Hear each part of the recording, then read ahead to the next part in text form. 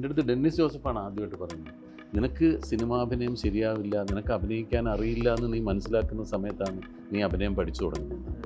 ഞാൻ പറഞ്ഞല്ലോ, നമ്മൾ പണ്ട് ജയതിച്ചേട്ടനൊക്കെ എടുത്ത് പോയിരിക്കത്തില്ലേ, ഇവരൊക്കെ പഴയ തമാശകൾ അത് കേട്ടാണ് നമ്മൾ സിനിമയിൽ വളർന്നു വന്നത്. ഭരതനെ അങ്ങോട്ട് വിളിച്ചു. ഭരതേട്ട ഇങ്ങനെ ഇവര് പ്രൊഡക്ഷൻ മാനേജർ വിളിച്ചു, എന്താണ് സംഭവം. അത് ആക്ച്വലി ലാലിനെയും തിലകനെയും വെച്ച് ഞാൻ പ്ലാൻ ചെയ്ത സിനിമയാണ്. അപ്പോൾ അത് ലാലിൻ്റെയും തിലകൻ്റെയും ഡേറ്റ് തമ്മിൽ ക്രാഷ് ആവുന്നു. അപ്പോൾ ഞാൻ രണ്ടുപേരെയും കൂടി മുരളിയെ നിന്നെ വെച്ച് പ്ലാൻ ചെയ്തിരിക്കുകയാണ്. അപ്പോൾ ഞാൻ പറഞ്ഞപ്പോൾ ലാലേട്ടൻ ചെയ്യുന്ന കേട്ടാണ് ഞാൻ ചെയ്യുന്നത്. ലാലിനെ വെച്ചിരുന്ന് കേട്ടാ സൂക്ഷിച്ചൊക്കെ ചെയ്തോണം എന്ന് പറഞ്ഞു. നമുക്കിപ്പോൾ ഒരു പടത്തിൽ ഏറ്റവും നന്നായിട്ട് ചിലപ്പോൾ അഭിനയിച്ചിട്ടുണ്ടാവും, പക്ഷെ ആ ഡയറക്ടർക്ക് നമ്മൾ കംഫർട്ടബിൾ അല്ല എന്ന് വിചാരിക്കും. പിന്നെ ആ ഡയറക്ടർ അടുത്ത പ്രതി കാസ്റ്റ് ചെയ്യില്ല. വെറൈറ്റി റോൾസ് കിട്ടുക എന്ന് പറയുന്നതാണ് ഏറ്റവും വലിയ ഭാഗ്യം, ഏറ്റവും വലിയ ഭാഗ്യം. അത് വർഷത്തിലൊരു 3 കിട്ടണം. ഇപ്പം നമ്മൾ കണ്ടിട്ടില്ല യൂട്യൂബർ പടം എങ്ങനെയുണ്ട്, കൊള്ളാം എന്ന് പറഞ്ഞു പോകുന്ന ആൾക്ക് പടം ഇഷ്ടപ്പെടാഞ്ഞിട്ടല്ല, അയാൾക്കൊരു ക്യാമറ ഫേസ് ചെയ്തിട്ട് ആ പടത്തിൻ്റെ അഭിപ്രായം പറയാനുള്ള ഒരു ഡെലിക്കസി ഉള്ളതുകൊണ്ട്. അങ്ങനെ ക്യാമറ ഫേസ് ചെയ്ത് പറഞ്ഞ് ശീലിച്ച ആളുകളായിരിക്കില്ല അവർ. ആ സിനിമ വളരെ ആസ്വദിച്ച് ഇഷ്ടപ്പെട്ടിട്ടായിരിക്കും അയാൾ ഇറങ്ങിപ്പോകുന്നത് പെട്ടെന്ന്. അതേ സമയത്ത് മറ്റൊരാൾ നിന്ന് പറയാൻ കഴിവുള്ള ഒരാളാണ്, എന്നാൽ പഠിച്ച് മോശമായിട്ട് പറഞ്ഞു കളയാം എന്ന് തോന്നി പറയുന്നവരും ഉണ്ടാവാം. വയലാർ എഴുതുമോ ഇതുപോലെ എന്നുള്ളത് പറഞ്ഞതിന് മുമ്പ് വെറുതെ പറഞ്ഞു പോയതാ. എന്താണ് ബ്ലോക്ക് പോയല്ലോ നീ വന്ന് എൻ ലൈഫിൻ ബ്ലോക്ക് പോയല്ലോ എന്നൊക്കെ എഴുതി. കട്ടെന്ന് പറഞ്ഞിട്ടില്ല. അപ്പം ഞാൻ വയലാർ എഴുതുമല്ലോ പറഞ്ഞു പോയതാ. അപ്പം ഞങ്ങൾ പൊതുവെ ചിരിപ്പിക്കാറുള്ള ആളുകളാണ്. അപ്പം അതുകൊണ്ട് ഞങ്ങൾക്ക് ഹ്യൂമർ ചെയ്യാൻ അറിയായൊന്നുമില്ല. ഞങ്ങൾ തമ്മിൽ കൂടിയ രാഷ്ട്രീയമില്ല, വേറെ ഇടപാടുകളൊന്നുമില്ല.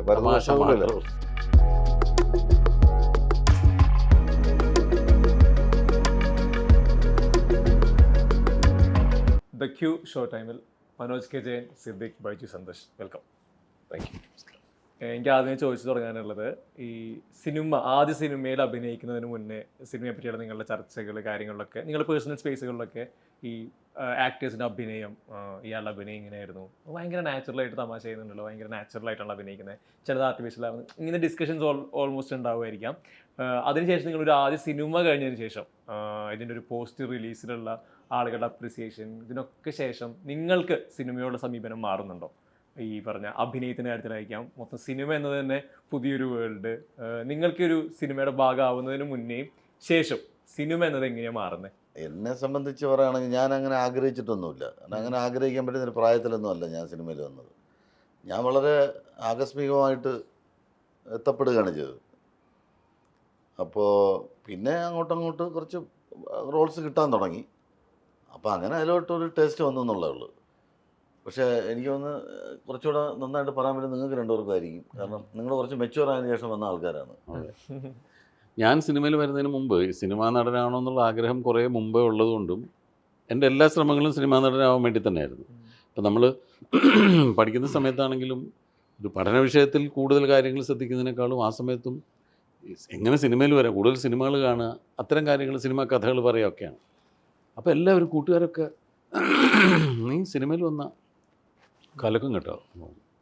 പിന്നെ മിമിക്രി കാണിക്കാൻ തുടങ്ങി, സ്റ്റേജിൽ പലരും ഇമിറ്റേറ്റ് ചെയ്ത് ചെയ്യാൻ തുടങ്ങി. അപ്പോൾ പലരും പറയും ഗംഭീരമാണ്.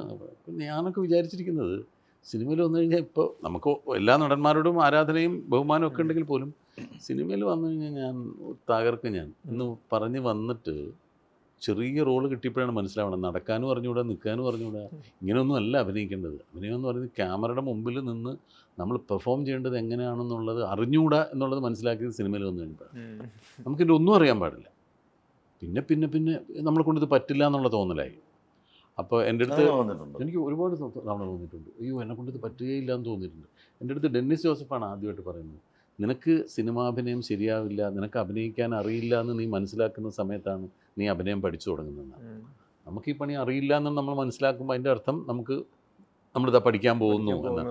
പിന്നെയാണ് ഓരോന്നും എങ്ങനെ ഡയലോഗ് പറയണം, എങ്ങനെ നടക്കണം, എങ്ങനെ നിൽക്കണം, എങ്ങനെ നോക്കണം, എങ്ങനെ വേറൊരു ക്യാരക്ടറിനോട് നമ്മൾ സംസാരിക്കണം, ഇതൊക്കെ പിന്നീട് പഠിച്ചു. ഒരു പ്ലേ ബാക്ക് പോലുമില്ലല്ലോ, മോണിറ്റർ ഒന്നും കാണാനില്ല, ഒന്നും പറ്റില്ല.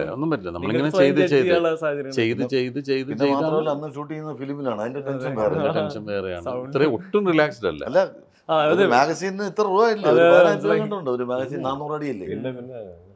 അങ്ങനെയാണ് ഞാനൊക്കെ അഭിനയിക്കാൻ അറിഞ്ഞുകൂടാതെ സിനിമയിൽ വന്ന്, അതായത് വെറും ഒരു വെള്ളക്കടലാസ് പോലെ വന്ന് പലരും അതിനകത്ത് എഴുതിയാണ് നമുക്കൊരു രൂപവും ഭാവവും മുഖവും ഒക്കെ വന്ന് കിട്ടിയത്. മനോജേട്ടൻ എനിക്കാണെങ്കിൽ എന്താ പറയുക, എനിക്ക് ഒരു ഈ അഭിനയമായിട്ടുള്ള യാതൊരു ബന്ധപ്പെട്ട ഏകാംഗ നാടകം, സ്കൂളിൽ നാടകമോ അല്ലെങ്കിൽ അമച്വർ നാടകം എന്നൊക്കെ പറയില്ല, അങ്ങനെയുള്ള നാടകങ്ങളോ മിമിക്രിയോ മോണോ ആക്ടോ ഫാൻസി ഡ്രസ്സോ അടക്കമുള്ള ഒരു എക്സ്പീരിയൻസും എനിക്കില്ല. ആകെ അത്യാവശ്യം ചെറുതായിട്ടൊക്കെ പാടും, പിന്നെ എൻ്റെ അച്ഛൻ്റെ മകനായിട്ട് പാടും, അത് മാത്രമല്ല. സ്കൂളിലും അതങ്ങനെ അധികം സ്റ്റേജ് എക്സ്പീരിയൻസ് ഒന്നും 2 ക്ലാസ്സിൽ ഞാൻ പാടിയിട്ടുണ്ട്, 4ാം ക്ലാസ്സിലും 7ാം ക്ലാസ്സിലും അങ്ങനെ പാടി. അപ്പോൾ ഇത് മാത്രമാണ് എൻ്റെ എക്സ്പീരിയൻസ്. അപ്പോൾ ഇത് വെച്ചിട്ട് എങ്ങനെ സിനിമയിലേക്ക് എത്തുന്നത് ഒടുക്കത്തെ ആഗ്രഹവും. നസീർ സാറിന് ഭയങ്കര ആരാധനയാണ്, പിന്നെ ജയൻ്റെ ആ ഒരു പീക്ക് സമയത്ത് ജയനോട് ഭയങ്കര ആരാധന, ഇത് രണ്ടുമാണ്. പിന്നെ അമിതാഭ് ബച്ചൻ, രജനീകാന്ത്, ഇതൊക്കെയാണ് എൻ്റെ ആരാധനാപാത്രങ്ങൾ. അപ്പോൾ അങ്ങനെ വരുമ്പോൾ സിനിമ ആഗ്രഹിച്ചു വന്നു. എൻ്റെ സുഹൃത്ത് PN നമ്മുടെ അനന്തവൃത്താന്തം എന്നുള്ള സിനിമയിൽ അതെൻ്റെ 2ാമത്തെ സിനിമയാണ്, ആദ്യം റിലീസാകുന്ന സിനിമയാണ്. അതൊക്കെ ചെറിയ ക്യാരക്ടറാണ്, സായികുമാറിൻ്റെ തുടക്ക സമയത്തുള്ളതാണ്. പിന്നെ അത് ഹെവി ആയിട്ടുള്ള ക്യാരക്ടർ ഉണ്ട്, പെരുന്തച്ചൻ. ഒന്നത് MT സാറിൻ്റെ ഡയലോഗ്. നമ്മൾ അതിനു മുമ്പ് മമ്മൂക്കയുടെ പല പടങ്ങളിലും MT സാറിൻ്റെ ഡയലോഗ് അദ്ദേഹം പറയുന്നത് കേട്ടിട്ടുണ്ട്. ഒരു പ്രത്യേക റെൻഡറിങ്, പ്രത്യേക രീതിയാണ് അദ്ദേഹത്തിൻ്റെ സംഭാഷണങ്ങൾ. അത് പറയുന്ന എങ്ങനെയാണെന്ന് നമുക്കറിയില്ല. പക്ഷെ അപ്പോഴാണ് പെരുന്തച്ചൻ പോലുള്ള ഹെവി സിനിമയിൽ നല്ലൊരു ക്യാരക്ടറുമായിട്ട് എനിക്കൊരു അവസരം വന്നത്. അപ്പോൾ അങ്ങനെ ഈ എടുത്താൽ പൊങ്ങാത്ത കഥാപാത്രങ്ങളുമായിട്ട് എൻ്റെ ആദ്യ തുടക്കം. അപ്പോൾ അതൊരു ശീലമായതുകൊണ്ട് പറയാം. അതിനുശേഷം പിന്നെ സർഗം വന്നു, പറയാനുണ്ടല്ലോ, കുട്ടൻ തമ്പുരാൻ എന്തൊരു ഹെവി ക്യാരക്ടറാണ്. അപ്പോൾ അതൊന്നും എന്നെപ്പോലെ ഒരു തുടക്കക്കാരന് കിട്ടേണ്ട ക്യാരക്ടറല്ല, എന്തോ ഒരു ഭയങ്കര ഭാഗ്യം കൊണ്ട് കിട്ടിയതാണ്. ഹരിഹരൻ സാറ് പലതവണ റിപ്പീറ്റ് സാറാണ് എൻ്റെ യഥാർത്ഥ അഭിനയ ഗുരു. കാരണം എനിക്കൊന്നും അറിയില്ല സാർ എങ്ങനെ, നമ്മളെ ഈ പറഞ്ഞ സ്ഥിതിക്ക് എങ്ങനെ നടക്കണം, എങ്ങനെ നോക്കണം, എങ്ങനെ ഡയലോഗ് ഇൻ ബിറ്റ്വീൻ എത്രയും ഗ്യാപ്പ് ഇടണം, ഡയലോഗ് പറയുമ്പോൾ വെറുതെ ഒരു ഡയലോഗ് പറഞ്ഞ് പോവാതെ അതിന് എന്താ ആ പോസ് കൊടുക്കേണ്ടത്, എങ്ങനെ കൊടുക്കണം, ഇതെല്ലാം പഠിപ്പിച്ച ഹരിഹരൻ സാറാണ്. അപ്പോൾ അവിടെ അതാണ് എൻ്റെ ആദ്യത്തെ കളരി. അപ്പോൾ അത് ഇത്രയും ഹെവി ക്യാരക്ടർ. അപ്പോൾ അങ്ങനെയുള്ള സംഭവങ്ങൾ വെച്ച് തുടങ്ങിയതുകൊണ്ട് പിന്നീട് അങ്ങോട്ട് യൂഷ്വൽ സാധാരണ ക്യാരക്ടേഴ്സ് വരുമ്പോൾ എനിക്ക് അത്ര വലിയ കുഴപ്പമില്ലാതെ ഫീൽ ചെയ്തു. ഇപ്പോൾ സർഗമൊക്കെ ഞാൻ അഭിനയിക്കുമ്പോൾ അതിനകത്ത് ആ കഥാപാത്രത്തെ ഉൾക്കൊണ്ട് അഭിനയിച്ചൊക്കെ ശരിയാണ്. പക്ഷേ ഇത് ടോട്ടലി സിനിമ വരുമ്പോൾ എങ്ങനെയാണെന്ന് ഞാൻ എറണാകുളത്ത് കവിതാ തിയേറ്ററിൽ പോയിരുന്ന ഈ സിനിമ കാണുമ്പോൾ ആളുകൾ കരയുന്ന കൂട്ടത്തിൽ ഞാനും അറിയാതെ കരഞ്ഞു. കാരണം എന്ന് വെച്ചാൽ ഞാൻ ഇത്രയൊന്നും വലിപ്പം ആ സിനിമയ്ക്ക് ഉണ്ടെന്നോ ഇത്രയും ആ ക്യാരക്ടറിന് ഇത്രയും വലിയ വലിപ്പം ആകുമെന്നൊന്നും എനിക്കറിയില്ലായിരുന്നു. അങ്ങനെ സർഗം കണ്ട് ഞാനും ആൾക്കാരുടെ ഇടയിൽ ഞാനും എക്സൈറ്റഡ് ആയി. കാരണം അത്രയും ഞാൻ അത്രയും പഠിച്ചിട്ടുള്ളൂ ആ സിനിമയെക്കുറിച്ച്. അതിൻ്റെയൊക്കെ മേളിലായിരുന്നു ആ സിനിമയെന്ന് പിന്നീട് എനിക്ക് മനസ്സിലായത്. നിങ്ങൾ പറഞ്ഞ ചോദ്യം കറക്റ്റാണ്. പലപ്പോഴും നമുക്ക് അങ്ങനെ കിട്ടാറില്ല. എന്താ ഈ സിനിമ എന്താ നമുക്ക് അറിയില്ല. ഇതിനോട് ആഡ് ഓൺ ചെയ്യുകയാണെങ്കിൽ പലരും പറയും, പല ആക്ടേഴ്സും പറയാറുണ്ട്, നമ്മുടെ പെർഫോമൻസ് തന്നെ കണ്ടിരിക്കാൻ പലപ്പോഴും പറ്റാറില്ല, അങ്ങനെ ഞാൻ എൻ്റെ പെർഫോമൻസ് കണ്ടുകൊണ്ടിരിക്കാറില്ല എന്നൊക്കെ പറഞ്ഞു കേട്ടിട്ടുണ്ട്. അങ്ങനെ നിങ്ങൾക്ക് എങ്ങനെ നിങ്ങളുടെ സ്ക്രീൻ ടൈമിൽ കാണുന്നത് അഭിനയിച്ച ശേഷം തിയേറ്ററിലൊക്കെ ഇരുന്ന് കാണുമ്പോൾ? എനിക്കൊരു എംബാരസ്മെൻ്റ് ആണ്. എനിക്കിപ്പോൾ ഇവരുടെ കൂടെ ഒക്കെ ഇരുന്നിട്ട് എൻ്റെ ഒരു സിനിമ ആണെന്ന് പറയുമ്പോൾ എൻ്റെ ഒരു പെർഫോമൻസ് ആകുമ്പോൾ എനിക്കെപ്പോഴും ഒരു ചമ്മലാണ്. ഇവരൊക്കെ എന്ത് വിചാരിക്കുന്നു, നന്നാവും എന്ന് അങ്ങനെ ഒരു തോന്നൽ എല്ലാവർക്കും. ഒറ്റയ്ക്കൊക്കെ ഇരുന്ന് പിന്നെയും കാണാം, തിയേറ്ററിൽ പോയി ഒട്ടും കാണാൻ പറ്റില്ല. നമ്മൾ ഇങ്ങനെ ഇരുന്ന് കാണും, ഇവരൊക്കെ ഉണ്ട് നമ്മൾ ഇങ്ങനെ, ചെറിയൊരു വ്യത്യാസം. അങ്ങനെ ഒരു ചെറിയ എനിക്കിപ്പോഴും ആ ഒരു എംബാരസ്മെൻ്റ് ഉണ്ട് എപ്പോഴും എൻ്റെ ഒരു പെർഫോമൻസ് സ്ക്രീനിൽ വരുമ്പോൾ. കാരണം അതിൻ്റെ മിസ്റ്റേക്കാണ് ഞാൻ എപ്പോഴും ആദ്യം കാണുക. അയ്യോ അവിടെ അങ്ങനെ ആയിരുന്നില്ല നോക്കേണ്ടത്, അങ്ങനെയല്ല പറയേണ്ടിയിരുന്നത് എന്നൊക്കെയുള്ള മൈന്യൂട്ടായിട്ടുള്ള മിസ്റ്റേക്കുകൾ നമുക്ക് തോന്നുമ്പോൾ അത് ഇവർക്കൊക്കെ പെട്ടെന്ന് കണ്ടാൽ മനസ്സിലാവുമല്ലോ. അപ്പോൾ അത് കണ്ടുപിടിക്കുമെന്നൊക്കെ ഉള്ളൊരു ഭയം. അല്ല, ചെയ്ത ഒരു പടവും പെർഫെക്റ്റ് ആയിരുന്നു തോന്നിയിട്ടേ ഇല്ല.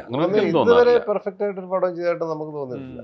എൻ്റെ കഥാപാത്രങ്ങൾ കാണുമ്പോൾ ആദ്യം ഈ പറഞ്ഞ പോലെ മൈന്യൂട്ടായിട്ടുള്ള മിസ്റ്റേക്കുകളാണ് നമ്മൾ അതാണ് കണ്ടുപിടിക്കുന്നത്. പ്ലസിനേക്കാൾ കൂടുതൽ മൈനസ് എവിടെയൊക്കെ ഉണ്ടെന്നുള്ളതാണ് കൂടുതൽ ആദ്യം നമ്മുടെ മനസ്സിൽ വരുന്നതാണ്. നുണക്കുഴി ടൈറ്റിൽ തന്നെ കുറച്ചുകൂടി ലൈറ്റർ ആണല്ലോ. ജീത്തുവിൻ്റെ മറ്റു സിനിമകളിൽ നിന്ന് നമ്മൾ നോക്കുമ്പോൾ കുറച്ചുകൂടി ലൈറ്ററാണ്, ടീസർ ട്രെയിലറൊക്കെ പ്ലസൻ്റ് ആണ്. നുണക്കുഴി ശരിക്കും എന്താണ്, നിങ്ങളുടെ കഥാപാത്രങ്ങൾ എന്താണ് പറഞ്ഞോട്ടെ? എനിക്ക് പറയാനൊന്നുമില്ല, ഞാൻ സിനിമ തന്നെ, എനിക്ക് എൻ്റെ ക്യാരക്ടർ തന്നെയാണ്. പക്ഷെ ഞാൻ എൻ്റെ സ്വകാര്യ ജീവിതത്തിൽ ചെയ്യാത്ത പല കാര്യങ്ങളും ഈ കഥാപാത്രം ചെയ്യുന്നുണ്ട്. അതുകൊണ്ട് മാത്രമാണ് എനിക്ക് ഇതൊരു കുറച്ച് വേറിട്ട് നിൽക്കുന്നതായിട്ടും ഞാൻ ആ പറഞ്ഞ എനിക്ക് ചില സ്വഭാവങ്ങളൊക്കെ ഉണ്ടല്ലോ, അതൊന്നും എനിക്ക് സവിശേഷതകൾ എൻ്റെ സ്വകാര്യ ജീവിതത്തിൽ ഞാൻ പിന്തുടരാറില്ല. അപ്പൊ അതുകൊണ്ട് ഞാൻ അല്പം അഭിനയിച്ചിട്ടുണ്ട്. മീൻസ് എന്ന് വെച്ചാൽ ഇതിൻ്റെ അത് കോമഡി ഒന്നും അഭിനയിക്കാൻ പറ്റില്ല കേട്ടോ, കാരണം സ്ക്രിപ്റ്റ് അങ്ങനെ ചെയ്ത് വെച്ചിരിക്കുന്നത്. അഭിനയിക്കേണ്ട ആവശ്യമേ ഇല്ല, അത്ര ബ്രില്യൻ്റ് ആയിട്ടാണ് എൻ്റെ ഓരോ ഫ്രെയിം ടു ഫ്രെയിം ഇന്ന് കൊണ്ടുപോയിരിക്കുന്നത്. അപ്പോൾ നമ്മൾ അതിനോട് ബിഹേവ് ചെയ്തങ്ങ് പോയാൽ മതി. സിറ്റുവേഷനിലാണ് കോമഡി. ഇവരുടെ ഓരോ ക്യാരക്ടേഴ്സിൻ്റെ സിറ്റുവേഷനിലൂടെ അവരനുഭവിക്കുന്ന കാര്യങ്ങൾ, അതായത് അബദ്ധമാവും, നുണപറച്ചിലാവും, അതിലൂടെ ഉണ്ടാകുന്ന കോമഡികളാണ് ഈ പടം ഫുള്ള്. അപ്പം അതിനെക്കുറിച്ച് കൂടുതൽ പറയാൻ നമ്മളോട് ആരാ ഉള്ളത്? റൈറ്ററും ഇല്ല, ഡയറക്ടറും ഇല്ല. അങ്ങനെ പറയാൻ പാടില്ല. അത് വെച്ചാൽ ഇപ്പോൾ മനോജിന്റെ ക്യാരക്ടർ എന്ന് പറയുന്നത് സിനിമാ നടനാണ്. അത് മാത്രമേ ഉള്ളൂ മനോജുമായിട്ട് മാച്ച് ചെയ്ത് പോകുന്ന ഒരു കാര്യം. ഇപ്പോൾ മനോജ് സിനിമാ നടനാണ്, മനോജിൻ്റെ ക്യാരക്ടർ സിനിമാ നടനാണ്. അപ്പം നമുക്ക് കണ്ടു കഴിഞ്ഞാൽ ഫസ്റ്റ് അപ്പിയറൻസ് തന്നെ ഇയാളൊരു നടനാണെന്നും ഇയാൾ സ്റ്റാർ ആണെന്നുള്ളൊരു തോന്നൽ വരണം. അത് പക്ഷേ മനോജിൻ്റെ സ്വഭാവത്തിൻ്റെയൊക്കെ നേരെ ഓപ്പോസിറ്റാണ് ഇന്നത്തെ ക്യാരക്ടറിൻ്റെ സ്വഭാവം എന്ന് പറയുന്നത്. അത് നേരെ ഡിഫറെൻ്റ് ആണ്. അതാണ് അത് ഇയാൾ ഭയങ്കര വിഷമിച്ചിട്ട് എൻ്റെ അടുത്തൊക്കെ കരഞ്ഞ് പറയുന്നൊരു സീക്വൻസ് ഉണ്ട്. അതിനായിരിക്കും ഏറ്റവും കൂടുതൽ പ്രേക്ഷകർ ചിരിക്കുക. ഇയാൾ ഭയങ്കര ഇമോഷണലായിട്ടും അയാൾ വളരെ സീരിയസ് ആയിട്ടാണ് അയാളുടെ ഒരു വിഷമം നമ്മളോട് പറയുന്നത്. പക്ഷെ നമുക്കത് കേൾക്കുമ്പോൾ ചിരി വരും. അങ്ങനെയാണ് ആ ക്യാരക്ടറിനെ ചെയ്തിട്ടുള്ളത്. എൻ്റെ ക്യാരക്ടർ എന്ന് പറഞ്ഞാൽ വളരെ സീരിയസ് ആയിട്ടുള്ളൊരു ഇൻകം ടാക്സ് ഓഫീസറാണ് ഇയാൾ. പക്ഷെ അയാളുടെ സ്വഭാവ ചിന്തിക്കുമായിട്ട് യാതൊരു ഒരു ബന്ധമില്ല. വളരെ സീരിയസ് ആയിട്ട് ഇൻകം ടാക്സ് ഓഫീസറായിട്ട് ഇങ്ങോട്ട് തുടങ്ങും. പക്ഷെ തുടങ്ങി കഴിഞ്ഞാൽ പിന്നെ പല മൊമെന്റ്സിലും വേറെ രീതിയിലൊക്കെയാണ് അയാൾ പോകുന്നത്. ബൈജു ആണെങ്കിൽ മിടുക്കനായിട്ട് പോലീസ് ഓഫീസറാണ്. കാണാനൊക്കെ നല്ല മിടുക്കനാണ്, പക്ഷെ ചെറിയ മണ്ടനാണ്. അയാൾ പക്ഷെ അയാൾക്കൊരു ലക്ഷ്യമുണ്ട്. അയാൾ ഇതിന്റെ ഒരു ക്യാരക്ടറിന്റെ പുറകെ തന്നെയാണ് തുടക്കം തൊട്ട്. അയാൾ ആ കാര്യത്തിൽ സിൻസിയറാണ്. അതിനകത്ത് നടക്കുന്ന ഈ ഇൻസിഡൻസ് മുഴുവൻ അന്വേഷിക്കുന്ന ഇൻസ്പെക്ടറാണ്. അപ്പൊ അങ്ങനെ ത്രൂ ഔട്ടുള്ളൊരു ഞങ്ങള് തമ്മിലൊന്നും യാതൊരു പരിചയമില്ല. ഇതിലുള്ള ഒരു ക്യാരക്ടേഴ്സ് തമ്മിലും പരസ്പരം യാതൊരു ബന്ധവുമില്ല.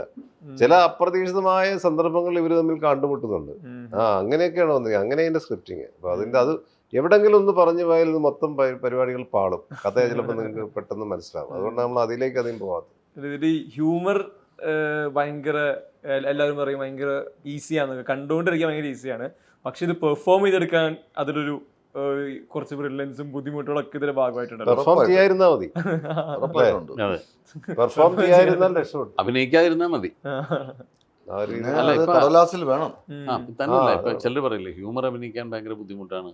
എനിക്ക് അഭിനയിക്കാനേ ബുദ്ധിമുട്ടാണ്. അത് ഹ്യൂമർ ആവണമെന്നില്ല, ഇമോഷണൽ ആവണമെങ്കിലും ഒക്കെ നമ്മൾ ബുദ്ധിമുട്ടി തന്നെയാണ് ഇത് ചെയ്യുന്നത്. അല്ലാണ്ട് ഒരിക്കലും ഇതൊരു ഈസി ആയിട്ടുള്ള ഒരു പണിയാണ്. ഇതിനൊരു പ്രത്യേക ബുദ്ധിമുട്ടൊന്നുമല്ല ഹ്യൂമർ അല്ലേ.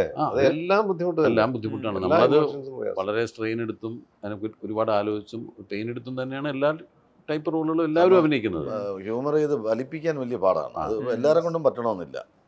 അതെ, അതിനൊരു ഒരു തന്ത്രമുണ്ട് അതിന്. അതെ, അതിനൊരു പ്രത്യേക രീതിയിൽ അതുണ്ട്. അതൊരു നോട്ടത്തിൽ വരെ ചിരിപ്പിക്കാൻ പറ്റുന്ന അതിനുള്ള സിറ്റുവേഷൻ ഒക്കെ കിട്ടുകയാണെങ്കിൽ പറ്റും. നമ്മളത് ചെയ്യുമ്പോൾ ഓർക്കുമ്പോൾ ഇതിപ്പോ ആളുകൾ കടന്ന് ചിരിക്കുന്നത്, പക്ഷെ അങ്ങനെ ചിരിക്കാൻ സാധ്യതയില്ല.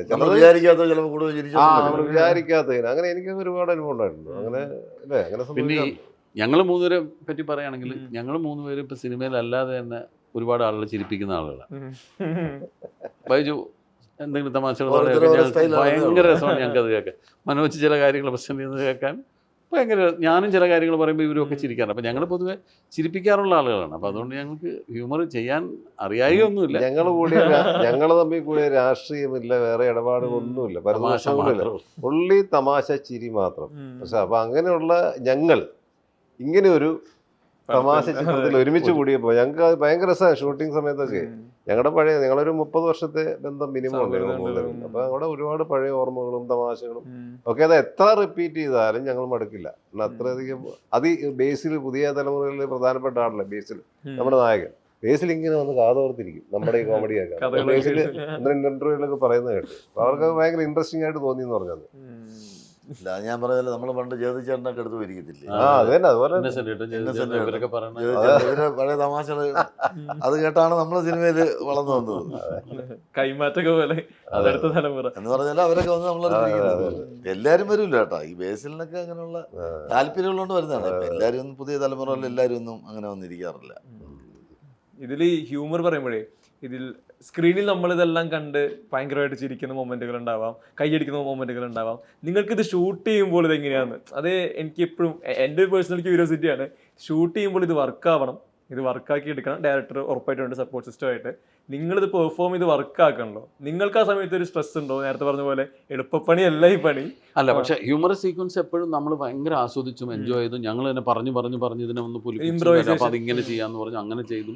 അല്ലെങ്കിൽ അതിൻ്റെ ടൈമിംഗ് ഒന്ന് മാറ്റി. അപ്പം എന്നാൽ ഞാൻ ആ സമയത്ത് ഇങ്ങനെ പറഞ്ഞു ഞങ്ങൾ അവിടെ കിടന്ന് ചിരിച്ച് നമ്മളത് ആസ്വദിച്ച് എല്ലാം കഴിഞ്ഞിട്ടാണ് നമ്മളത് പ്രസൻറ്റ് ചെയ്യുന്നത്. അപ്പോൾ ഹ്യൂമർ സീൻസ് എല്ലാം സിനിമയിൽ വരുന്നതിനേക്കാൾ കൂടുതൽ ഞങ്ങൾ ആസ്വദിച്ചായിരിക്കും എപ്പോഴും. പിന്നെ വേറെ കാര്യം, ഈ ഹ്യൂമർ സീൻ്റെ വേറൊരു സംഭവം എന്ന് പറയുന്നത് അത് റീടേക്ക് വന്നു കഴിഞ്ഞാൽ ഭയങ്കര ചളിപ്പായി പോകും അല്ലേ.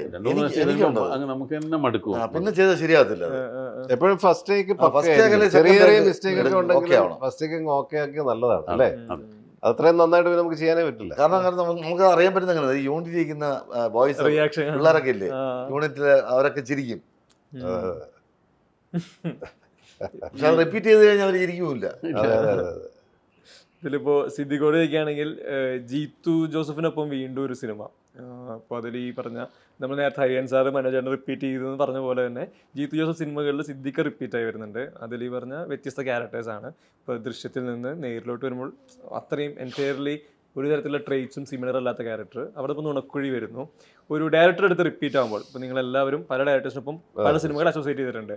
അതിൽ ഈ ഒരു കംഫേർട്ട് തന്നെയാണ് ഫസ്റ്റ് ചോയ്സ് ഒരു ഡയറക്ടർ എടുത്തൊരു സിനിമ ചെയ്യുമ്പോൾ? അല്ല, ഡയറക്ടർ വീണ്ടും വീണ്ടും കാസ്റ്റ് ചെയ്യുന്നത് ആ കംഫർട്ട് കൊണ്ട് തന്നെയാണ്. നമുക്കിപ്പോൾ ഒരു പടത്തിൽ ഏറ്റവും നന്നായിട്ട് ചിലപ്പോൾ അഭിനയിച്ചിട്ടുണ്ടാവും, പക്ഷെ ആ ഡയറക്ടർക്ക് നമ്മൾ കംഫർട്ടബിൾ അല്ല എന്ന് വിചാരിക്കും. പിന്നെ ആ ഡയറക്ടർ അടുത്ത പടത്തിൽ കാസ്റ്റ് ചെയ്യില്ല.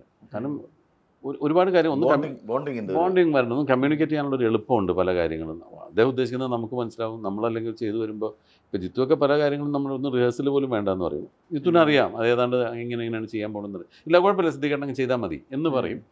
പ്രിയൻ ചേട്ടൻ അതുപോലെയാണ്. പ്രിയൻ ആണ് ഏറ്റവും കൂടുതൽ അത് പറയുന്നത്. പ്രിയൻ പറയുന്നത് പ്രിയൻ ലോകത്തിൽ ഏറ്റവും നല്ല നടനായിരിക്കും, പക്ഷേ ഇടോ എനിക്ക് കംഫർട്ടബിൾ ആണെങ്കിൽ ഞാൻ ആ ആക്ടർ ഇടുള്ളൂ. അത് കാരണം ഇവർ നമ്മൾ ചെറിയ കാര്യം മതി ഇവർ ഇറിറ്റേറ്റഡ് ആവാൻ.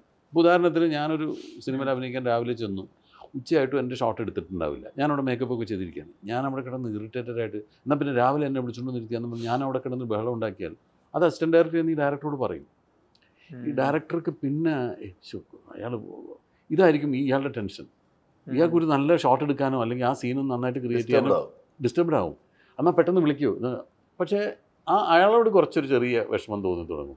അപ്പോൾ നമ്മൾ രാവിലെ അഭിനയിക്കാൻ പോയാൽ നമ്മൾ ആവശ്യമുള്ളപ്പോൾ വിളിച്ചോളും, നമ്മളവിടെ ഒരു പ്രശ്നം ഉണ്ടാക്കുക. ഇതെല്ലാം ബാധിക്കും ഇവരെ. അപ്പം അങ്ങനെയാണ് ഒരാളുമായിട്ടൊരു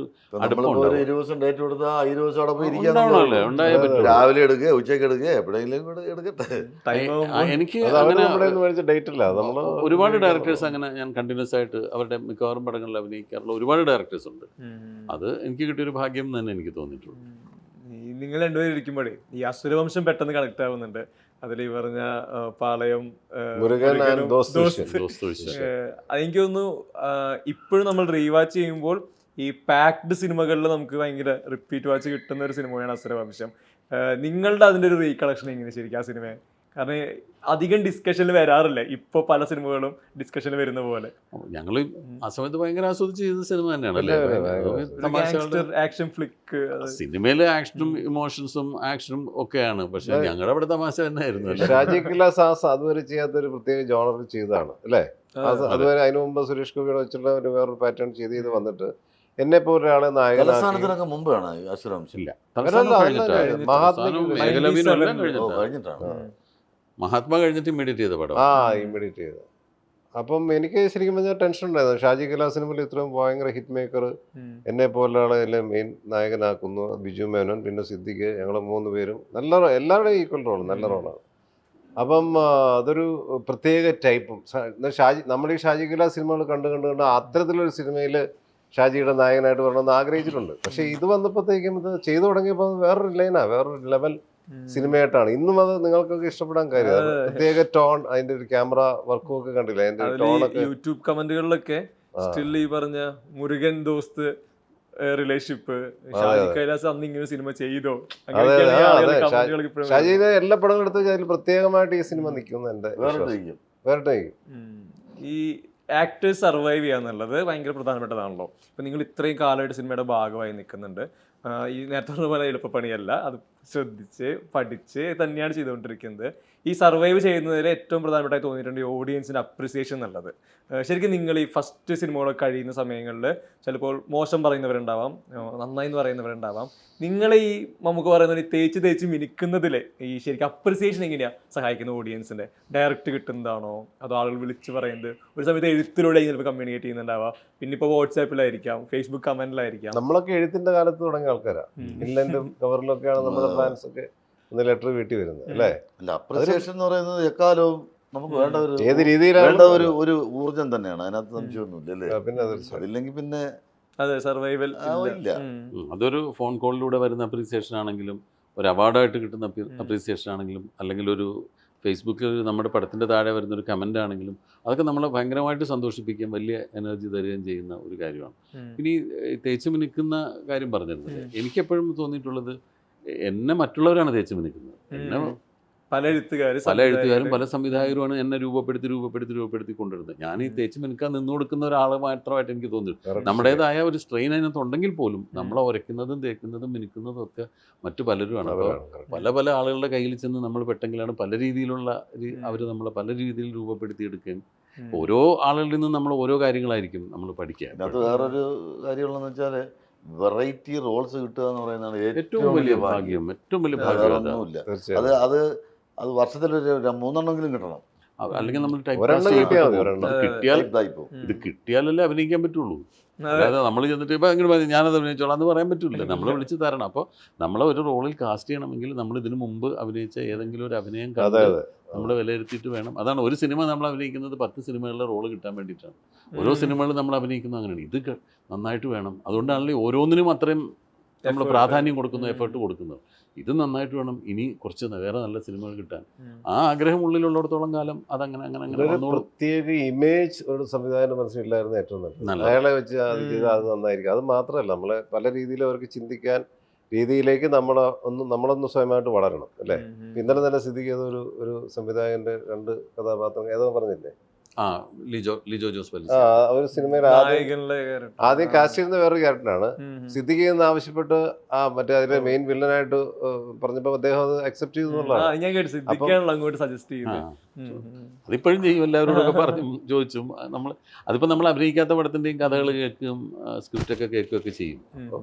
ചിലപ്പോൾ നമ്മൾ ചിലപ്പോൾ സജസ്റ്റ് ചെയ്യാം, അത് ഇന്ന ആള് ചെയ്താൽ ചിലപ്പോൾ നന്നായി, അയ്യോ നമ്മളിതൊരു ആലോചിച്ചില്ല, ശരിയാണ് ആ ക്യാരക്ടർ കറക്റ്റ് ആയിരിക്കും പുള്ളി ചെയ്താൽ, അങ്ങനെയൊക്കെ തോന്നും. അത് ഈ സിനിമയുടെ ഭാഗമായിട്ട് നിൽക്കുമ്പോൾ എല്ലാവരുമായിട്ട് നമ്മൾ അങ്ങനെ മിങ്കിൾ ചെയ്ത് പോകുമ്പോൾ അങ്ങനെയൊക്കെ ഉണ്ടാവും. അപ്പോൾ അത് കുറച്ചൊക്കെ ചിലപ്പോൾ നമ്മുടെ ആവശ്യത്തിന് വേണ്ടി പറയാം. എന്നാൽ പിന്നെ ഞാൻ ആ റോളിൽ നായകൻ എന്ന് പറഞ്ഞ പടത്തിൽ ലിജോ ജോസ് പല്ലിശ്ശേരിയുടെ പടത്തിൽ അതിൽ ലാലു അലക്സ് ചെയ്ത റോളിന് വേണ്ടിയിട്ടാണ് എന്നെ ആദ്യം വിളിക്കാൻ വേണ്ടി. സിമിലറായിട്ടുള്ള ഒരു അനുഭവം എനിക്കുണ്ട്. ഞാൻ എന്നുള്ളത് പറഞ്ഞില്ല. ഈ പഴശ്ശിരാജയിൽ ആദ്യം എന്നെ ഫിക്സ് ചെയ്യുന്നത് സുരേഷ് കൃഷ്ണ അതിൽ ചെയ്തിട്ട് കൈതേരി അമ്പു ആ ക്യാരക്ടറാണ് എന്നെ ആദ്യം ഹരിഹരൻ സാർ വിളിച്ച് പറയുന്നത്.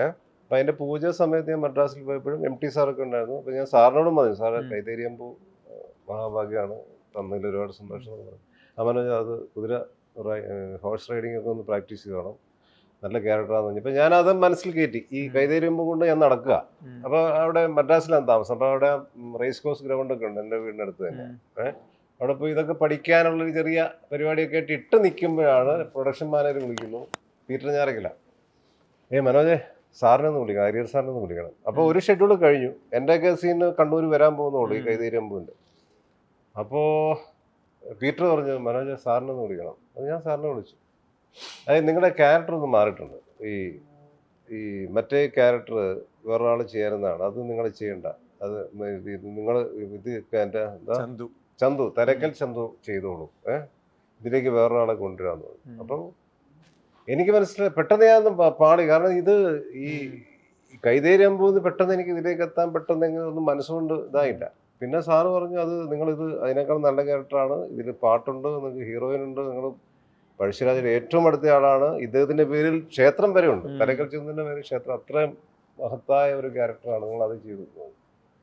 അപ്പോൾ എനിക്ക് പെട്ടെന്ന് കിട്ടിയ സാറിൻ്റെ മനസ്സിൽ അങ്ങനെ ഒരു രാജകുടുംബാംഗമായും ഒരു ട്രൈബലായും 2 രീതിയിലും എന്നെ സ്വിച്ച് ചെയ്യാൻ പറ്റിയല്ലോ എന്നുള്ള ഒരു ഭയങ്കര, അതെനിക്ക് വലിയൊരു അവാർഡായിട്ട് ആദ്യം തോന്നി. എനിക്ക് ആ പടത്തിന് സംസ്ഥാന അവാർഡുണ്ടായിരുന്നു. പക്ഷെ അതിലും വലിയ അവാർഡായിരുന്നു സാറിൻ്റെ മനസ്സിൽ, ഒരു സംവിധായകൻ്റെ മനസ്സിൽ അങ്ങനെ 2 റേഞ്ചിലുള്ള കഥാപാത്രങ്ങളിലേക്ക് നമ്മളെ ഒരു സ്ഥാപിക്കാൻ അങ്ങനെ ഒരു മനസ്സുണ്ടായല്ലോ എന്നോർത്ത് വലിയ അഭിമാനമായിരുന്നു എനിക്ക്.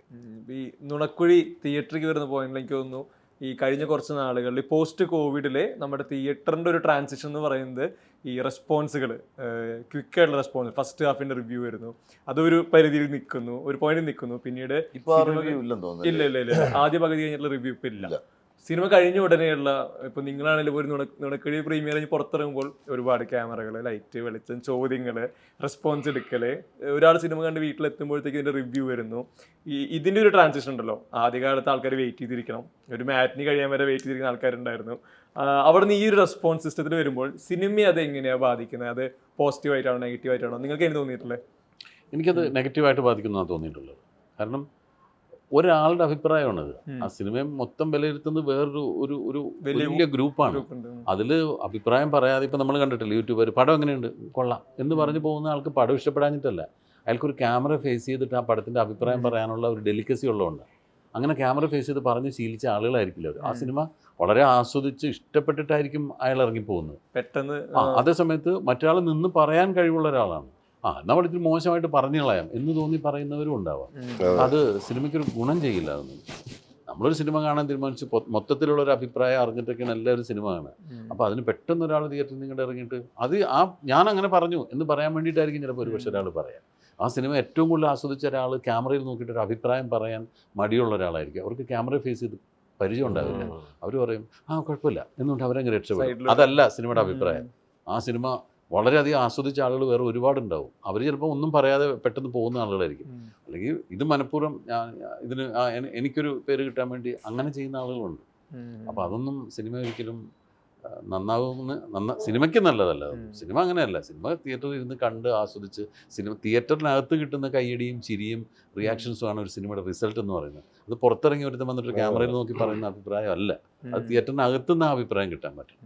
മുമ്പ് നമ്മൾ അങ്ങനെയാണ്. ഒരു തിയേറ്റർ ഇപ്പോൾ മാറ്റിനി കഴിഞ്ഞ് ഫസ്റ്റ് അതിനകത്തുള്ള കയ്യടിയും ചിരിയും കഴിഞ്ഞിട്ട് പുറത്തിറങ്ങുമ്പോൾ ഭയങ്കര കയ്യടി കേട്ടോ, മറ്റു സീൻ ഭയങ്കര കയ്യടിയാണ്, അല്ലെങ്കിൽ അവിടെ ഇത്തിരി ഭയങ്കര കൂവലുണ്ട്, നമുക്ക് ആ സീൻ വർക്കായില്ല. അതായിരുന്നു ശരിയായ അഭിപ്രായം. അല്ലാതെ ഒരു ക്യാമറ വെച്ച ഒരാൾ നിൽക്കുകയും ഇതൊരു ഇപ്പൊ ഈ പറഞ്ഞ ഈ ഒരു സീസൺ തുടങ്ങിയതിനു ശേഷം ഇതൊരു ചടങ്ങായി മാറ്റുന്നവരുണ്ടല്ലോ, വന്ന് ഇതിനു വേണ്ടി തന്നെ ആളുകൾ സിനിമ കാണാൻ വരുന്നവര്. ഇതിനകത്തൊരു നെഗറ്റീവും പോസിറ്റീവും ഉണ്ടല്ലേ അഭിപ്രായം ചോദിക്കുന്നതിനോട് അല്ലേ? പോസിറ്റീവ് സിനിമ നമ്മൾ ആ സിനിമയെ നന്നാക്കാൻ വേണ്ടി ചിലർ പറയുന്നത്. പക്ഷേ കലക്കൻ പടം കലക്കനാണെന്ന് പറയുന്ന ഒരാൾ ചിലപ്പോൾ അഭിപ്രായം പറയാൻ അറിഞ്ഞുകൂടാത്ത ആളായിരിക്കും. അയാൾ പെട്ടെന്ന് രക്ഷപ്പെട്ടു പോകും. ചിലർ പറയും. പക്ഷെ അതിനേക്കാൾ കൂടുതൽ ഇത് നെഗറ്റീവ് പരത്താനാണ് ഇത് ആളുകൾ കൂടുതൽ ഉപയോഗിക്കുന്നത്. ചിലപ്പോൾ ഒരു നല്ല അഭിപ്രായം പറഞ്ഞത് അതിനകത്ത് എടുത്ത് ഇട്ടില്ല എന്ന് വരും. നെഗറ്റീവ് പറഞ്ഞു വിട്ട് കഴിയുമ്പോൾ അത് സിനിമയെ വളരെ ദോഷകരമായിട്ടും അത് ബാധിക്കാറുണ്ട്. മനോജേട്ടൻ തോന്നിയിട്ടില്ലേ? ഈ പറഞ്ഞൊക്കെ തന്നെ സെയിം. ഇതിനോട് ഞാൻ യോജിക്കുന്നു. റിവ്യൂ അല്ല ആ പറയുന്നത്. അവർ പറയുന്ന റിവ്യൂ അല്ല, റിവ്യൂ വേറെയാണ്. നിരൂപണം എന്ന് പറയുന്നത് അത് വേറൊരു കാര്യം. നിരൂപണം നിർബന്ധമായിട്ട് വേണം. ഇതിനെ നിരൂപണം എന്ന് പറയാൻ പറ്റില്ല. ചില മനഃപൂർവ്വം അവർ സിനിമ അടിച്ച് താഴ്ത്താൻ വേണ്ടി ചെയ്തെന്നിരിക്കും. അല്ലെങ്കിൽ അങ്ങനെയാണല്ലോ അത് ഈ താരാരാധകരും ഒക്കെ ഓപ്പോസിറ്റ് ചെയ്യാൻ വേണ്ടിയിട്ടൊക്കെ അങ്ങനെ ഒരുപാട് കാര്യങ്ങൾ ചെയ്യും. അതൊന്നും സിനിമയ്ക്ക് നല്ലതല്ല. സിനിമ ആളുകൾക്ക് ആസ്വദിക്കാൻ വേണ്ടിയിട്ടുള്ളതാണ്. അത് ആസ്വദിക്കാൻ വിടുക, അതിൻ്റെ ഒരു ആസ്വാദന നിലവാരം വേറെ രീതിയിലേക്ക് വരിക. അങ്ങനെയൊക്കെ ആണെങ്കിൽ സിനിമയ്ക്ക് വളർച്ചയുണ്ടാവും. ഇതിനോട് ആഡ് ചെയ്യുകയാണെങ്കിൽ ഈ സിനിമയിൽ നിങ്ങൾ അപ്ഡേറ്റ് ആയിരിക്കാം എന്നതുകൂടെ ഉണ്ടല്ലോ. ശരിക്കും ഇത്രയും കാലമായിട്ട് സിനിമയുടെ ഭാഗമായി നിൽക്കുമ്പോൾ സിനിമയിൽ വരുന്ന മാറ്റങ്ങൾ, ടെക്നീഷ്യൻസ്, ഇതിനോടൊക്കെ നിങ്ങളും അപ്ഗ്രേഡഡ് ആവണം, അപ്ഡേറ്റഡ് ആവണം, അഡാപ്റ്റ് ചെയ്ത് നിൽക്കണം. പുതിയ കാലഘട്ടം, പുതിയ കഥകൾ, സംഗീതം, എല്ലാത്തിനും ഭാഗമായിട്ട് നിങ്ങൾക്ക് ശരിക്കും അങ്ങനെ ഒരു പ്രോസസ്സ് ഉണ്ടോ? നിങ്ങളുടെ അപ്ഡേഷൻ ഉണ്ടാവും ഉറപ്പായിട്ടും. ആ അപ്ഡേഷൻ പ്രോസസ്സ് എങ്ങനെയാണ് ശരിക്കും ഓരോ കാലഘട്ടങ്ങളുടെ സിനിമയുടെ കൂടെ? എനിക്കൊരു വലിയ അപ്ഡേഷൻ ഒന്നുമില്ല. എനിക്കും ടെക്നിക്കൽ സൈഡിൽ വലിയ അപ്ഡേഷൻ സിനിമകളൊക്കെ കാണുന്നുണ്ടാവല്ലോ, റെഗുലർ ആയിട്ട് സിനിമ കാണുന്നുണ്ടാവും. ഞാനിപ്പോ ഒരു ഷോട്ട് എടുക്കാൻ പോകുന്നതിന് മുമ്പ് മോണിറ്റർ ഒന്ന് പോയി നോക്കും, എന്താണ് എങ്ങനെയൊക്കെയാണ് ഇത് ക്യാമറ വരുന്നത്, അതൊക്കെ നോക്കി. ഇതൊക്കെ പഠിക്കാൻ നിന്ന് കഴിഞ്ഞാൽ വലിയ പാടാണ്. അത് എനിക്ക് ബുദ്ധിമുട്ടാണ്. നമ്മുടെ ഈ ജോലി തന്നെ ഭയങ്കര പാടാണ്.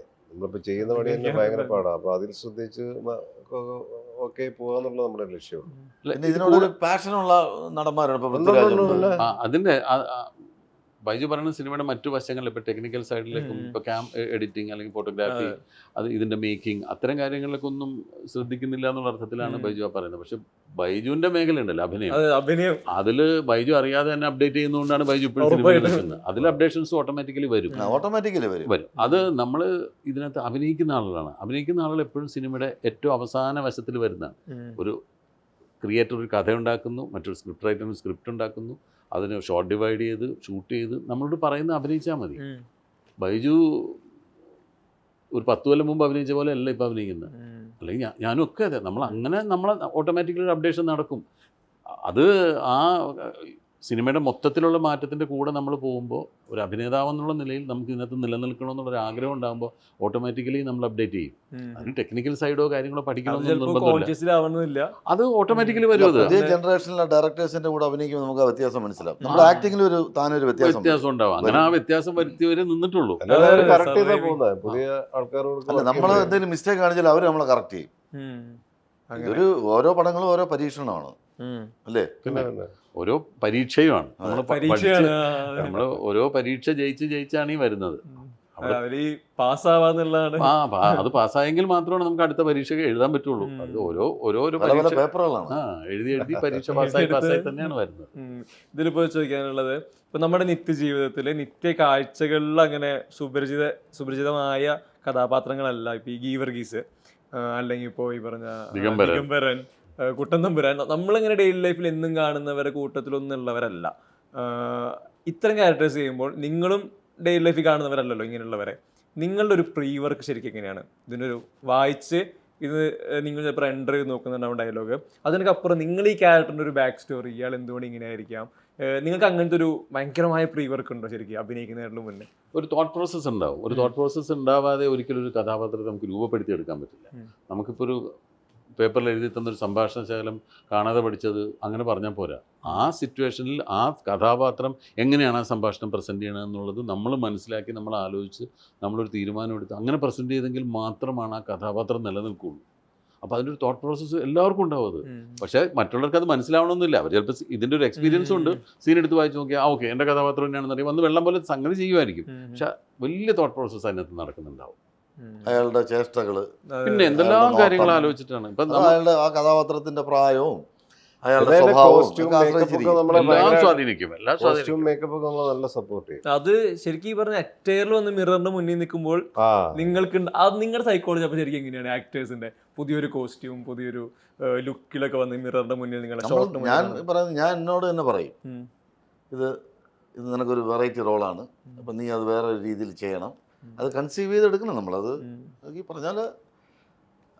പറഞ്ഞാൽ തോട്ട് പ്രോസസ്സാണ്, അത് ഉണ്ടെങ്കിലേ അത് നന്നാവുള്ളൂ. എത്രയോ സിനിമകളിൽ നമ്മൾ അഭിനയിക്കുമ്പോൾ നമ്മൾ ചോദിക്കാറുണ്ട്, എന്താണ് ഈ സമയത്ത് ഇയാൾ ഇങ്ങനെ പറയുന്നത്, ഇതിൻ്റെ ഒരു പ്രീവിയസ് സീനിൽ ഇങ്ങനെയല്ലേ പറഞ്ഞത്, ഇവിടെ ഇങ്ങനെ പറയുമോ?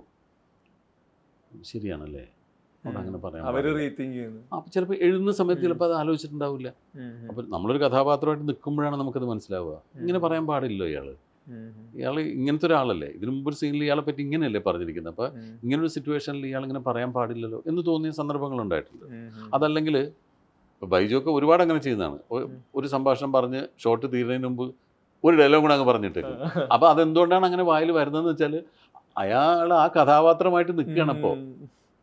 അപ്പോൾ ആ സമയത്ത് ഇതെല്ലാം കഴിഞ്ഞപ്പോൾ ഡേ കളഞ്ഞിട്ട് പോടേ, നീ കുറേ നേരം അയാളുടെ വാചകം അടിക്കുന്നതെന്ന് പറയാൻ തോന്നും ആ പോലീസ് ഇൻസ്പെക്ടർക്ക്.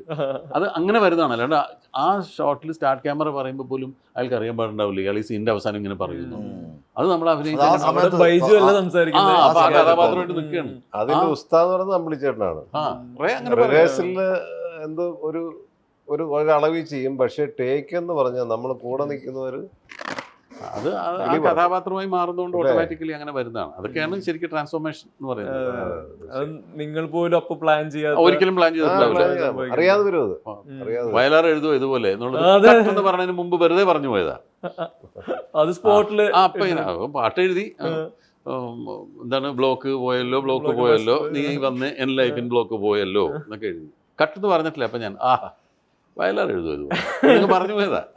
അതങ്ങനെയാണ്. അങ്ങനെ ഇരിക്കുമ്പോൾ നമുക്ക് അങ്ങനെ വരും. അതെല്ലാം ഒരുപാട് എല്ലാ ആക്ടേഴ്സിനും വരും അതൊക്കെ. ഇപ്പോൾ ഇങ്ങനത്തെ ക്യാരക്ടേഴ്സ് പറയുമ്പോഴേ ഇതിന് നേരെ ഓപ്പോസിറ്റ് ആയിട്ട് ഇപ്പോൾ ബൈജേട്ടൻ ഈ പറഞ്ഞ ബാലതാരം മുതലുള്ളൊരു യാത്രയുണ്ട്. അതിൽ കുറേ സിനിമ അനിയനായിട്ട് വന്നിട്ടുണ്ട്. അത് അങ്ങനത്തെ ക്യാരക്ടേഴ്സ് ഇപ്പോൾ ഉദയഭാനു, ഇവര് രണ്ടുപേരും അഭിനയിച്ചതിന്റെ അത്ര വലിയ ക്യാരക്ടേഴ്സ് ഒന്നും ഞാൻ അങ്ങനെയല്ല.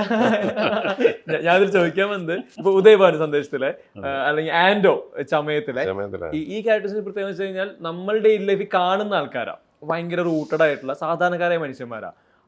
അതില് ഇത് വർക്കായില്ലെങ്കിൽ നമുക്ക് കണക്ട് ആവില്ല ഓഡിയൻസിന്. അത്തരം ക്യാരക്ടേഴ്സ് ചെയ്യുമ്പോൾ ശരിക്കും എന്തെങ്കിലും ഒരു ഈ പറഞ്ഞ ചലഞ്ച് കൂടുതലുണ്ടോ ശരിക്കും? എല്ലാം ചലഞ്ചാണ്. നേരത്തെ പറഞ്ഞ പോലെ അതിന് ഇന്നതിനായിട്ട് പ്രത്യേക ഒരു ചലഞ്ച്. കിട്ടുന്ന റോള് പോലെ ഇരിക്കും. ചില കഥാപാത്രം എന്ന് പറഞ്ഞാൽ ചിലപ്പോൾ നടത്തമൊക്കെ മാറ്റേണ്ടി വരും അല്ലേ? നടത്തവും അല്ലെങ്കിൽ ആ ചേഷ്ടകളും കൈ എടുക്കുന്നതും അങ്ങനെയുള്ള റോളൊക്കെ കിട്ടുമ്പോൾ കുറച്ച് പാടാണ് ചെയ്യാനാണ്. കാര്യം ആ കണ്ടിന്യൂറ്റി അങ്ങനെ മെയിൻറ്റെയിൻ ചെയ്യണ്ടേ, പ്രയാസമാണ്. ഇപ്പം ഈ ആൻഡ്രോയുടെ കാര്യം പറഞ്ഞുകൊണ്ട് പറയാ, ഈ ഭരതന്റെ വെങ്കലം ആണ് ഞാൻ ആദ്യം ചെയ്യുന്നത്. വെങ്കലം കഴിഞ്ഞ് നെക്സ്റ്റ് ഇയർ തന്നെ ഈ ആൻഡ്രോയുടെ ചമയത്തിന് തന്നെ വിളിക്കുന്നു. അപ്പം ഭരതനെ അങ്ങോട്ട് വിളിച്ചു. ഭരതേട്ട ഇങ്ങനെ ഇവർ പ്രൊഡക്ഷൻ മാനേജർ വിളിച്ചു, എന്താണ് സംഭവം. അത് ആക്ച്വലി ലാലിനെയും തിലകനെയും വെച്ച് ഞാൻ പ്ലാൻ ചെയ്ത സിനിമയാണ്. അപ്പോൾ അത് ലാലിൻ്റെയും തിലകൻ്റെയും ഡേറ്റ് തമ്മിൽ ക്ലാഷ് ആവുന്നു. അപ്പോൾ ഞാൻ രണ്ടുപേരെയും ഒഴിവാക്കി മുരളിയെ നിന്നെ വെച്ച് പ്ലാൻ ചെയ്തിരിക്കുകയാണ്. അപ്പോൾ ഞാൻ പറഞ്ഞപ്പോൾ ലാലേട്ടൻ ചെയ്യുന്ന കേട്ടാണ് ഞാൻ ചെയ്യുന്നത്. ലാലിനെ വെച്ചിരുന്ന കേട്ടാ സൂക്ഷിച്ചൊക്കെ ചെയ്തോണം എന്ന് പറഞ്ഞു. അപ്പോൾ അന്ന് പറഞ്ഞൊരു ഒരു ചലഞ്ചാണോ വിരട്ടാണോ എന്താ ചമയം. സമയം. അപ്പോൾ അങ്ങനെ ചെയ്ത സിനിമയാണ് ഈ ചമയം എന്ന് പറയുന്ന സിനിമ. അപ്പോൾ അത് സിനിമ ഇറങ്ങി കഴിഞ്ഞ് ഞാൻ ആരുടെ അടുത്ത് പറയാൻ നിന്നില്ല, കാരണം മോഹൻലാലിന് വെച്ചിരുന്നതാണ്. അപ്പോൾ പിന്നെ ആ രീതിയിൽ കമ്പാരിസൺ വരും. അപ്പോൾ അതുകൊണ്ട് ചമയം മോശമാണെന്ന് ഇതുവരെ ആരും പറഞ്ഞിട്ടില്ല. അന്തിക്കടപ്പുറത്ത് പാട്ടും മൊത്തത്തിൽ ഞാൻ കുറച്ച് ജോവിയലായിട്ട് ഭയങ്കര ഈസി ആയിട്ട് ചെയ്ത ഒരു സിനിമയാണ്. കാരണം അത് ഭരതേട്ടനായതുകൊണ്ടാണ് കേട്ടോ. പുള്ളി അദ്ദേഹം അങ്ങനെയാണ് ആർട്ടിസ്റ്റുകളെ ട്രീറ്റ് ചെയ്യുന്നത്.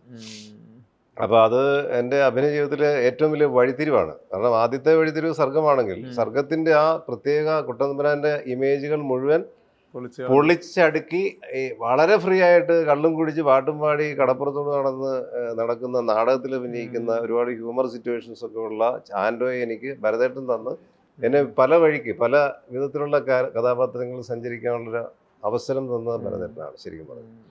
അപ്പോൾ ആൻഡോയുടെ കാര്യം ഇപ്പോൾ പറഞ്ഞുകൊണ്ട് ഞാൻ പെട്ടെന്ന് പറഞ്ഞു. ചിലത് അങ്ങനെ ചില വെല്ലുവിളിയൊക്കെ നമുക്ക് അറിയാതെ എവിടെ നിന്നൊക്കെ വരും.